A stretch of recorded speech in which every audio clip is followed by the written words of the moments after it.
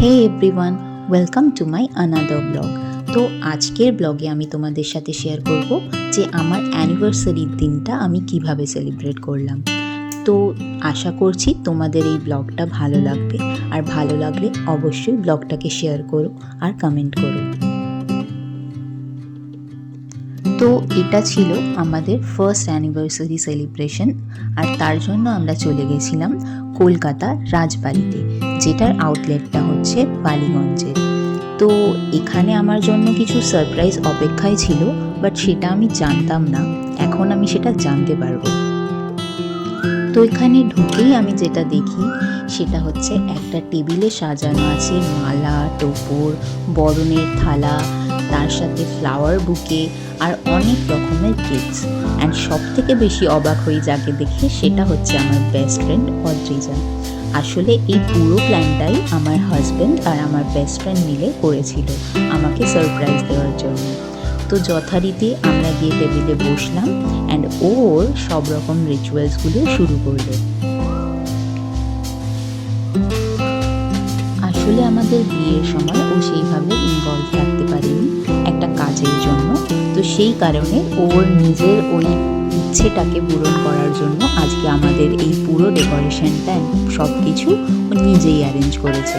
হ্যাঁ, অবশ্যই আমার হাজব্যান্ড ওকে বলেছে যে তুই এরকমভাবে করিস, বাট বাকি সব আইডিয়াসগুলো ওরই ছিল। তো যথারীতি ও আমাদেরকে বরণ করলো, তারপর একটু আশীর্বাদ করলো, তোমরা সবাই দেখতে পাচ্ছ এখানে। দেন ওর সামনে আমরা সব রিচুয়ালসগুলো করলাম, মানে কিছু কিছু যেগুলো পসিবল, তো সেগুলো তোমরা আগে দেখতে পাবে।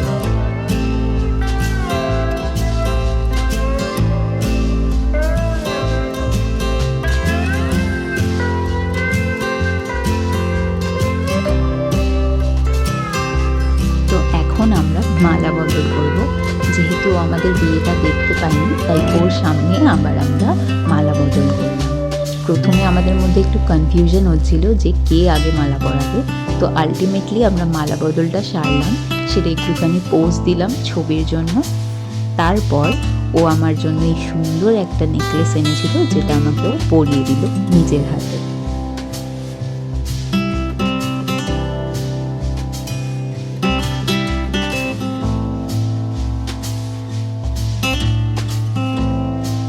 তো এখন তোমরা যে তত্ত্বটা দেখতে পাচ্ছ আর এই যে গিফট বাস্কেটটা দেখতে পাচ্ছ, এটা পুরোটাই নিজের হাতে সাজিয়ে এখানে নিয়ে এসেছে। আর এই পুরো টেবিলটাকেও ওই সাজিয়েছে। তো সব কিছু ব্যবস্থা ওই করেছে যে কীভাবে আমরা সব সেলিব্রেট করব, আর আমাদের দিনটাকে আরও স্পেশাল কীভাবে ও বানাবে সেটার জন্য অনেক ভেবেছে।